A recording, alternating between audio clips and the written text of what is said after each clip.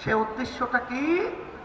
এদেশের মধ্যে যেন আর কোনোদিন খুনি তৈরি না হয়, ফ্যাসিস্ট তৈরি না হয়, আমাদের দেশের টাকা বিদেশে পাচার করা সেই কুলাঙ্গার যেন বাংলার জমিনে তৈরি না হয়।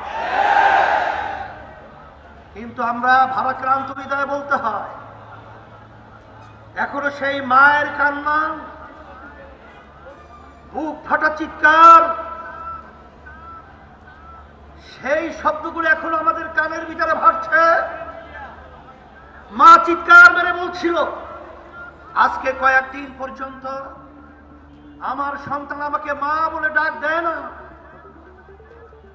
আমি ধিক্কার জানাই, আমি ঘৃণা করি সেই লোভীদেরকে, যারা এই সব ইতিহাস ভুলে, যারা ক্ষমতায় যাওয়ার জন্য, আজকে দেশকে শান্তি করার জন্য যারা চাঁদাবাজিতে লিপ্ত হয়েছে, টেন্ডারবাজিতে লিপ্ত হয়েছে, জায়গা দখলে লিপ্ত হয়েছে, ওদেরকে আমরা ধিক্কার জানাই, ঘৃণা জানাই।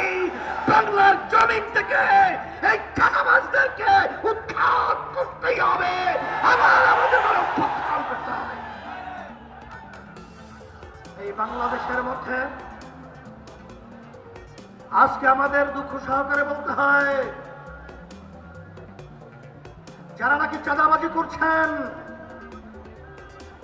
যারা আজকে এখনো বিদেশের সেই ইচ্ছা পূরণ করার জন্য যারা আজকে সুন্দর সুন্দর পুলিয়া ওড়াচ্ছেন, আমি সেই বাংলাদেশের ঘৃণিত শত্রুদেরকে বলবো,